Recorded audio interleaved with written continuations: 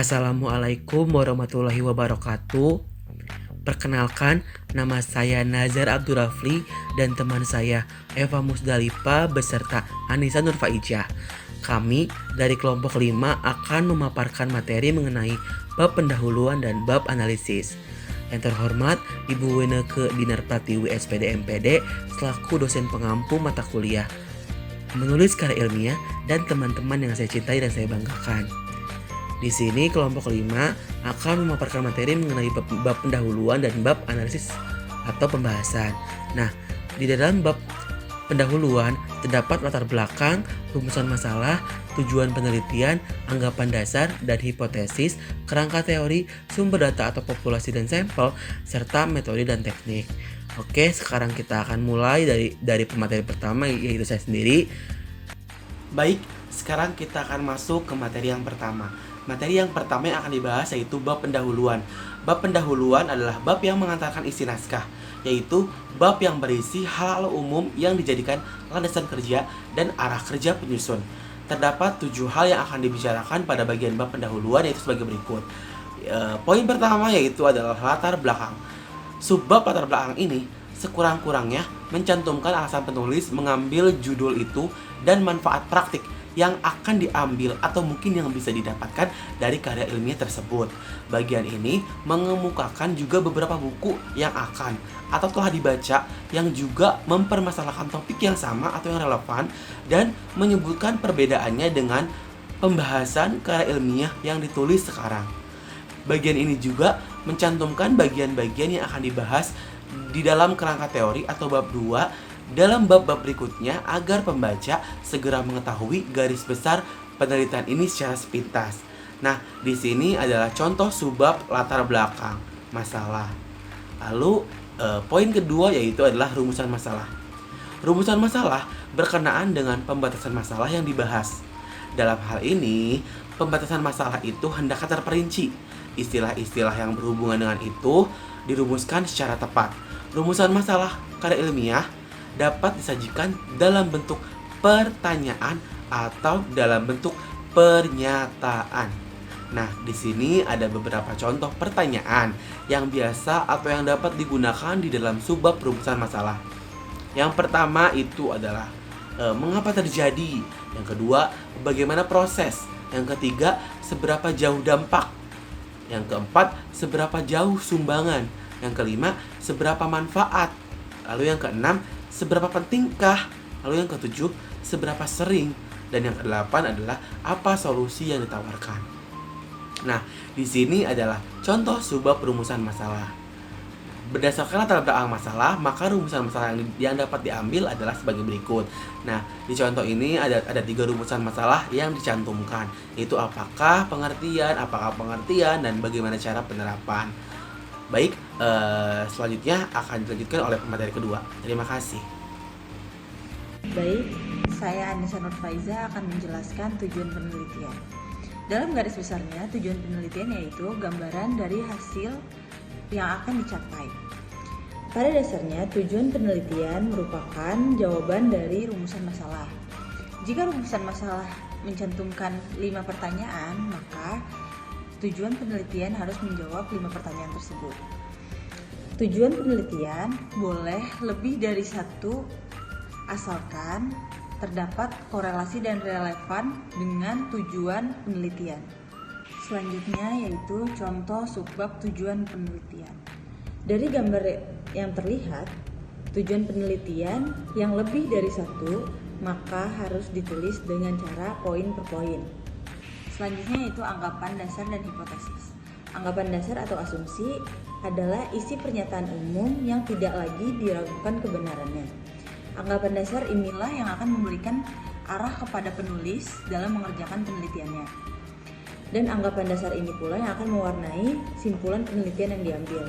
Anggapan dasar dapat berupa suatu teori atau prinsip yang berkaitan dengan pokok masalah yang akan diambil. Selanjutnya yaitu hipotesis. Hipotesis adalah isi pernyataan yang berupa generalisasi sementara tentang suatu masalah yang belum pasti kebenarannya. Hipotesis inilah yang akan diuji kebenarannya atau tidak benarnya dalam penelitian ini. Hipotesis harus dirumuskan secara jelas dan sederhana. Selanjutnya yaitu kerangka teori. Kerangka teori yaitu bersih prinsip-prinsip teori yang mempengaruhi pembahasan penelitian.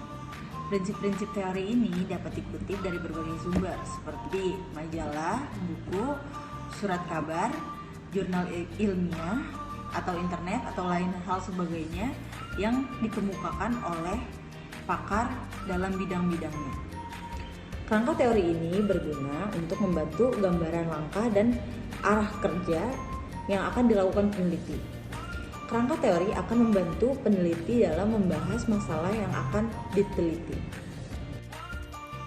Selanjutnya saya akan menjelaskan bagian F, yaitu sumber data atau populasi dan sampel. Suatu penelitian, peneliti harus memaparkan sumber data. Sumber data adalah tempat penulis bertumpu. Artinya penelitian ini bertolak dari sumber data. Jika sumber data banyak dan beragam, dalam bagian ini penulis karangan ilmiah dapat pula menggunakan istilah populasi dan sampel. Populasi adalah kumpulan dari seluruh sumber data yang akan diteliti.